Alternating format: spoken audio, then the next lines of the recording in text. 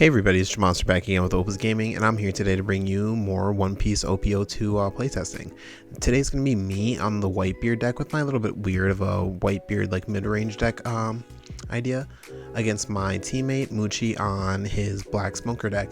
This is actually his first time playing Black Smoker, so you're going to see us kind of learning some things about the deck as we go through, but I'm going to do my best to kind of comment on everything as we go. So here we see, it doesn't look like I picked up a mulligan, so I must have something to do turn one. Yep, it's just going to be playing out that chopper and pass my turn over to Muchi. So he sets up his Dawn really quick and then goes into his first turn, and I also take a life right there. Going into Muchi's first turn, he goes up 2 Dawn and just passes. He doesn't play any cards. Going back over to Whitebeard, we Dawn up to 3, which means that this turn we're going to be going down to 4 life, and then we're thinking about what we want to do. Do we establish, try to commit something to the board? I think we want to, yeah. I'll swing an 8k at leader, so yeah, he's going to have to take that early in the game. And then, do I leave 1 Dawn up? Yeah, I leave 1 Dawn up here for defense, and then pass it over to my opponent. Here he goes up to 4 Dawn, and we tap 4 for the Kuzan that lets you draw, and then I believe his when attacking is reducing cost, so that's pretty powerful. Getting pretty set up there on the black side as well. There's lots of cards on the black side. I think black has a really interesting matchup into red because they have so many cards that like limit them from getting deleted by effects, but not that Kuzan because it just gets jet pistoled right away. That was unfortunate. And then we see leader going in for 7k here, but black versus red in general is a pretty interesting matchup. We'll see that come up in some interactions here. So all right, passing turn from the red side. All that turn was jet pistol, attached on, swing, and pass, take a life. So we'll see a 6k swing come from the leader here. We block with the chopper, and then we see him tap out for a smoker. Smoker's gonna be one of those cards that can't be KO'd by effects. So that means even if I reduce his power, he won't be getting jet pistoled or sea quaked, which is rough for me. So let's see how I handle this. Attach Dawn onto leader and swing 7 once again. Just trying to rip more cards out of our opponent's hand, and he decides, I'm assuming he elects to take the 4th one, yeah. And it's a trigger to draw 2 cards and discard 1. That's really good here because you get a little bit of filter in your deck out of that counter, especially if you didn't really want it to hand. So here we go defensive up. We're going to pick up a life, go down to 2 life. I'll put a Marco on board, as well as putting the vanilla blocker for the red pirates here. Or not the red hair pirates, the Whitebeard pirates. Going back to Mushi's turn, this turn he's kind of looking at trying to push damage, but it's going to be hard through the 2 blockers, as well as like Marco has his recurring effects, so, and he knows he's going to see some effects.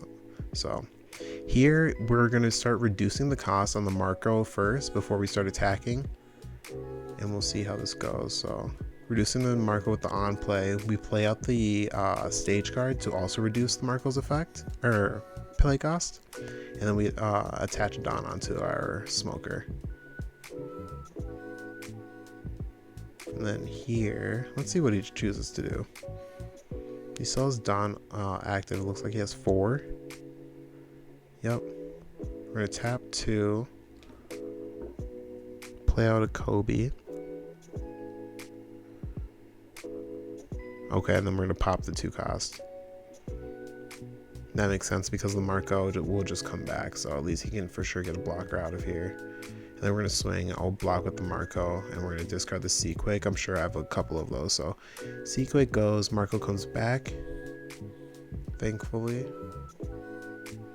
And then a lot of the rest of his turn is just gonna be him not really having enough cards to swing. Like he can swing at life or he can swing at the Marco, but it's only at the end of the day it's only gonna cost like 1 card in hand. So here we're going to be getting to the good turns on a Whitebeard player side. Now we're up to 9 Dawn. This turn all we want to do is fully tap out, play Whitebeard, swing 8k with leader, and then just leave the board state like that, right? Keep defending with the cards that we've accumulated in hand at this point, and then just kind of steamroll forward. So we'll see how we're going. But really quickly, while I think about my turn, if you guys aren't subbed, drop a sub down below. You guys already know I'd really appreciate it. Leave a like and leave a comment to help just kind of support the channel, kind of help us get out there. I'd really appreciate that as well. But yeah, Still kind of trying to figure out my my play here though. 9 Don, so it's definitely not. Oh, maybe it is swing, but yeah, no. When you're tapping 9 for Whitebeard, I like to do it first just because there's no events or triggers that can actually kill or like pop Whitebeard. I guess against green it can get rested, so then they can attack into it after that, but for the most part getting the power boost is more effective than kind of like holding it, right? Because I could have swung 8k there and for sure push damage. Going back over to the back over to the smoker's turn. I was just gonna say he wants to play Kuzan here. And yep, so Kuzan comes down, reduces everything's play cost, and then pops something 5 or less. I believe that's his effect. And then Marco's just going to come back. It's going to cost me. It looked like I discarded another Sequake here. So going up to 10 Don. These turns are going pretty quick here just because like they're both pretty straightforward plays of what we want to be doing in this mid game. Trying to get into the end game, and I got my Nugate and stuff, so he wasn't really able to push damage, obviously, because he had to tap 10 for his Kuzan. So we'll see what we're able to do on this turn here. If we had stage guard right here, oh no, it wouldn't work right here because we're still at 2 life, so we're still actually technically in a pretty healthy position. So we swung leader, but we took that back just to swing 10k with Nugate.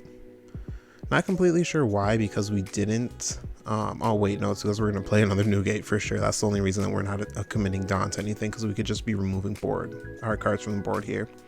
Yep, for sure gonna play another Nugate. This time we do ping our leader properly. So we tap 9, ping our leader up to 8k. Now we're gonna be swinging 8k with our leader. Oh, we're swinging 9k because we don't have the event card in hand. And we feel pretty safe here, right? Because we have a large amount of cards in hand, but even if we saw one of our events in life, we would use the trigger to ping our leader by another 1000 just to make all of our defense in hand. So we felt comfortable attaching the Don there to push. Going back over to the black player side, he restands everything. He has the Kuzan on board, but clearing out these boards is going to be hard. Marco's a sticky body. Nugate is still a 4-cost character card, and he's still like getting Don onto things to attack, getting Don onto things to reduce play cost is going to be hard because he's still going to have to like play cards and things like that to be able to actually pop the cards. So here I've got a pretty chunky board. My opponent's on 1 life, and we'll see what the black player decides to do. He can definitely wall up. Black definitely has some good blockers, so I'm definitely far from being in the clear as of yet. Singing 10k at leader, we're just going to take that. I think we do want to be at 1 life. And we're also looking to hit the stage card here, right, to really cinch it in for our next turn. Here we see, yep, tap 4 for the Kuzan. Get that cycle. I really like the fact that we have like the cantrips now that can just, you know, on play draw you cards, get a little bit of cycle. They're not 1-drops, but having that on play draw card's nice. So, and then we see that blocker come down. So like I was saying, black does have blockers that can come down and kind of stall the game out. And with Borsalino, his effect is he can't be popped, and neither can smokers. So that's what I'm clarifying right now, just asking kind of like, oh, so basically I can't pop anything, so don't attach any Don unless I like need to force damage through. Here it becomes a numbers game. I am going to be asking how many cards are in hand, and then just trying to see if I can cinch the game out. I don't think I have another Whitebeard to drop, but honestly, if I did have one, I would play the slow game and swing like 10k into the Kuzan, 10k at lead, 8k at lead, with after dropping that other Nugate, right? Because I'm still on that healthy hand total, and with the 1 extra Don, I might be able to defend myself. But all right, we're attaching a bunch of Don onto our leader and swinging. It looks like he's like 10 or 11k or something like that. And then we're swinging 13. He blocked the first one right away, so we're just big numbers. I was fixing my Don on my leader here. I think I did swing. Yeah, I did swing already.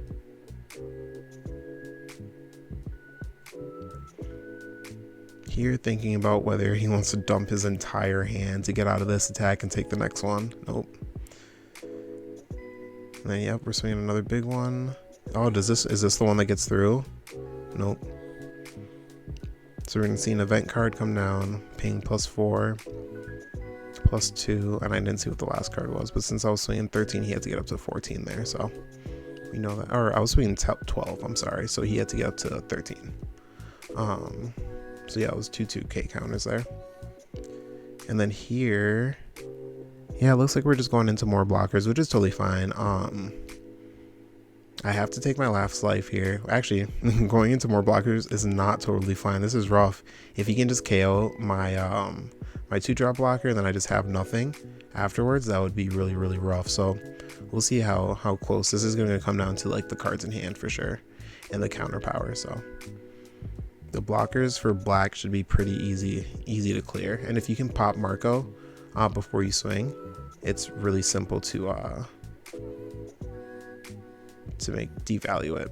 Here we see a swing. It looked like the swing was pointed at Nugate, but I think that was just Muchi saying that he's swinging at me. I would assume that you would swing at leader here. Yep, that's why I'm dumping so many cards here. So you see our leader go from, I think that was 8, 10, and then 11 with the 3rd card here from the 10k Kuzan swing. And with that swing right away, we're not dumping any blockers on that one just because we knew we could get out. And if our opponent had ways to clear the blockers, those plays come down first before you would remove your plays like Kuzan. So we felt comfortable in that situation. Here, instead of blocking again, we're just going to counter out because we have the counter power here. And we don't know how big, with all of his Dawn attached to everything or still standing, we don't know how big the later attacks will get. So as opposed to like dropping a blocker on a 10k and then having a face on a 15k, we're countering out of the 10k. At least that's the thought process that we have in this situation.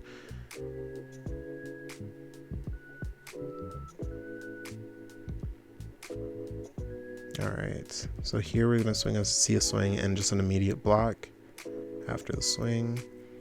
Dawn are getting kind of like thinned out as well, but you see Mushi doing a really good job at managing and predicting ahead of like what he has and what he wants to do, because it will change, right? As you're kind of going ahead, the cards that you want to play are different if your opponent counters out of a certain attack or if they only counter out with 1 card. And you see me here block, discard the Nugate. I think I picked up the Nugate off life at the end of turn, and then he passes turn because he can't push any more damage. And then here we're going to pretty much wrap it up with this many big attacks and having him fully counter out of everything on the last turn. We feel super safe here, so we swing like 20k with the leader or with the Nugate. That game was actually really fun to play. It was really cool to see black, and Muchi did make a couple mistakes there, especially with like the not reducing the Marco's DP before he popped it early game, so he was forced to pop like the smaller blocker and stuff like that. But you saw Marco come in and put in a lot of work, and you saw like Muchi come back and rectify a lot of his mistakes with just a lot of really good gameplay kind of going into that mid game. He did like board like the Kuzan at a really right time because he had enough cards in hand to defend himself. It was just up to his Kuzan to make an impact on the board state the turn after, and he wasn't able to do that because I did have a lot of defense. So that game was really fun though. OP02 has been really fun, so we're going to be doing a lot more testing for OP02, Digimon, Battle Spirits, and everything like that coming soon. So I didn't get to talk about it before, but we're on our way to 500 subscribers. I think we're about 20 subs away or something like that, so we're really getting close there. So if you made it this far into the video and you're not subbed, please drop a sub down below. I'd really appreciate it. When we do get to that 500 subs though, what I was going to touch on is that we're doing a giveaway reveal. I'm going to reveal some of the stuff that we're giving away, kind of get people a little bit more hyped towards our 1k giveaway, because that's really the road that we're on right now. But that's going to wrap up everything, and this is your monster with Opus Gaming, and I'm out. Take care.